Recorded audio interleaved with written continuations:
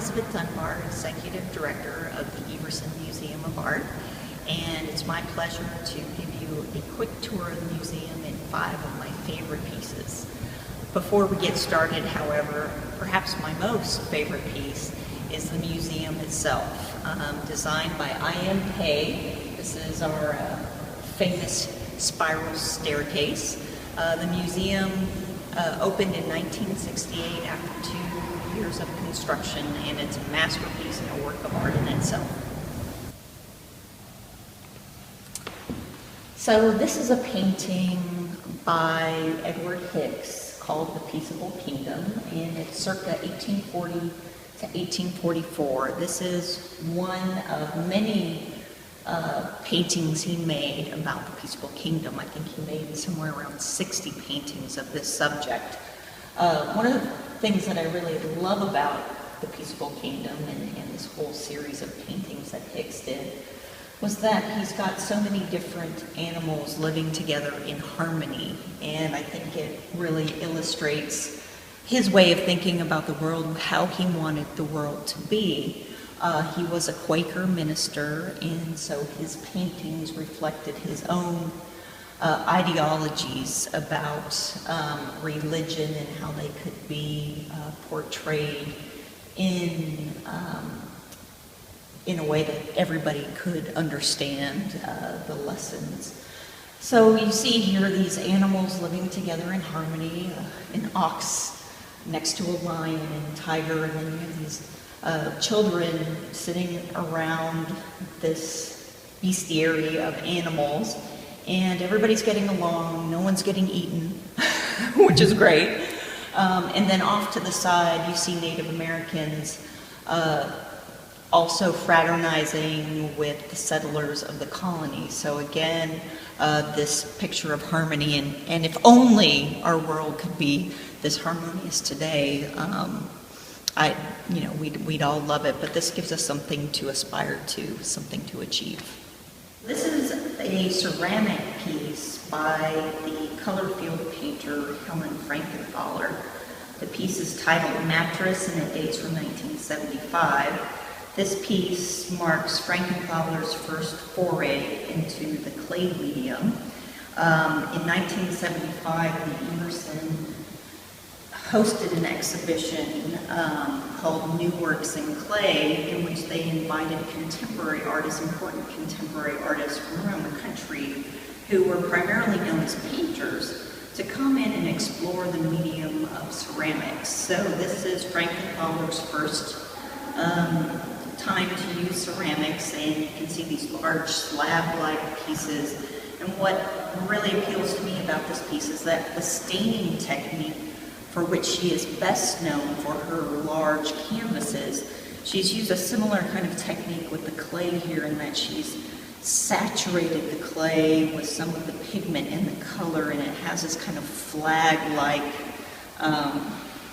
design on it, which is really beautiful, and it's this kind of undulating texture, which, her paintings are very flat. And this, you get some movement, and it's a very sensuous, subtle piece, and I think the title Mattress certainly evokes that as well. Color by the artist Charles Burchfield. Burchfield is known for his watercolors, and this is a really great example from 1936 called 6 O'Clock. Burchfield grew up in Ohio and spent most of his life as an adult up in Buffalo, New York. So this is a scene that I like very much, because it reminds me a lot of Syracuse, actually, with the snow on the ground. You can see the people inside the wood house, this row house, and probably having dinner at 6 o'clock at night. So it's a very nice, warm scene, even though it's out in the cold.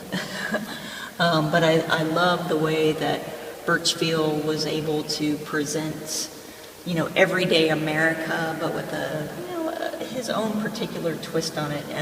His views of nature are usually pretty spectacular, and very magical, I would say. And this is more realistic for Burchfield, but it's a great piece, and it reminds me a lot of one of my other favorite artists of the era, Edward Hopper. And in fact, we have this piece on view currently in the Prendergast to Pollock exhibition, sitting next to an Edward Hopper painting. So this is a large vase called the Turtle Vase from 1913 by the ceramic artist Adelaide Robineau. And Robineau was considered one of the great ceramicists of the arts and crafts era. She is best known for the Scarab Vase, which is upstairs in our permanent collection galleries. But I wanted to feature this piece because I think it's very unique and gives you a sense of her process and the trials and tribulations of being an artist. It's called the Turtle Vase because she has a design of turtle all around the vase, and then the foot here down at the bottom shows a little tiny turtle. Well, there were actually 3 feet made of turtles, but 2 of them have fallen off, broken during the firing process, and the piece itself is sort of caved in. And what you're really seeing is an example of a failure of a piece here, but it gives you a sense of what artists really had to go through to make something as exquisite as the Scarab Vase upstairs. It's very intricate, very detailed, but in the process of firing, it collapsed, and it's still remarkably beautiful, but for the artist, she would have considered this a failure. I love this painting, and I'll call it a painting even though truly I guess you would say it's a collage by the artist Miriam Schapiro. The piece is from 1972 and it's called Explode. Miriam Schapiro was one of the pioneering women involved with the feminist art movement. And this painting from the early 70s dates from when she was very involved in setting up feminist art classes at Cal Arts in California and outside of Los Angeles in the early 70s.